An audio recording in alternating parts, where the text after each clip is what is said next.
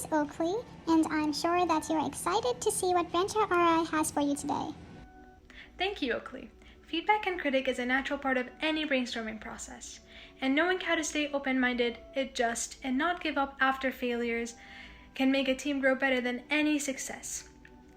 Throughout our design process, the BranchOutRI team has made many changes to ideas that didn't turn out as well as initially planned. With the use of surveys, our staff support, mentors, and coaches, we have been able to gain critical feedback to improve our solution.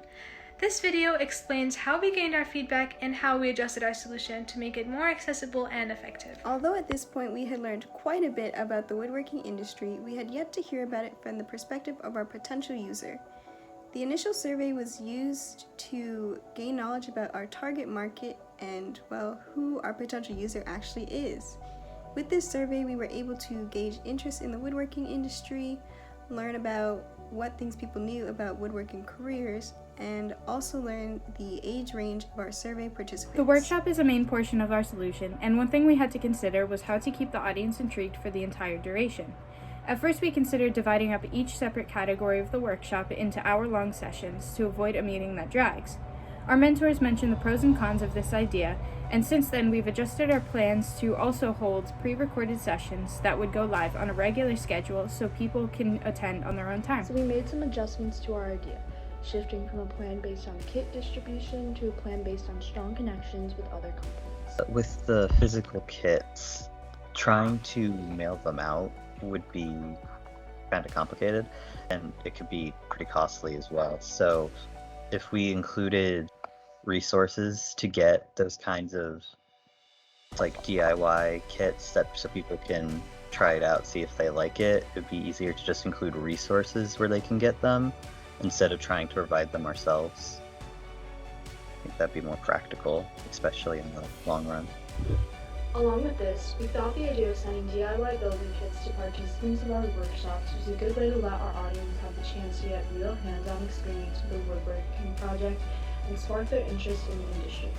However, as our solution became more developed and we heard from our mentors, we quickly realized the solution may not be feasible and comes with some complications.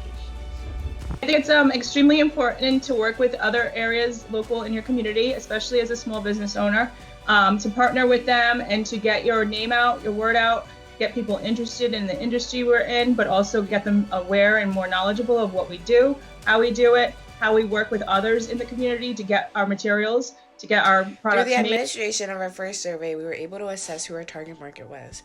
After an analysis, we came to the conclusion that despite our initial research into the field of woodworking, that our target market should be the youth.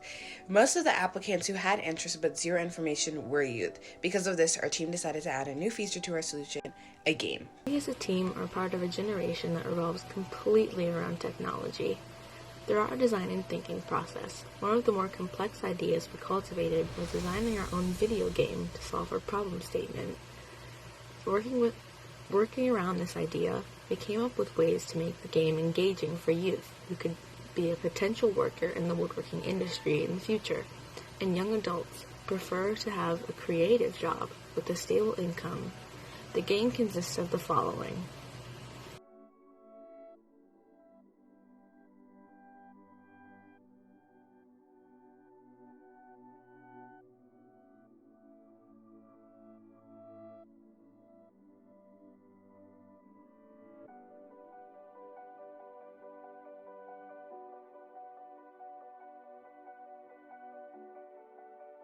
Towards the game, do we still like the cartoon-based idea? Yeah, something like that, like a little cartoon to keep the young kids engaged. It's more appealing, not just to like younger audiences, but just like in general. Although we hadn't fully completed our website, we asked some of our mentors and sponsors to look through it and provide feedback on how to make the final draft perfect. There was a lot to fix between the reorganization, design repairs, and some feature additions, but all of these adjustments led to a much more functional website. Overall, our team has talked around many different ideas and some haven't made it to the final product, but that's not a bad thing. We have grown past our mistakes and we have formed a strong team and an even stronger solution.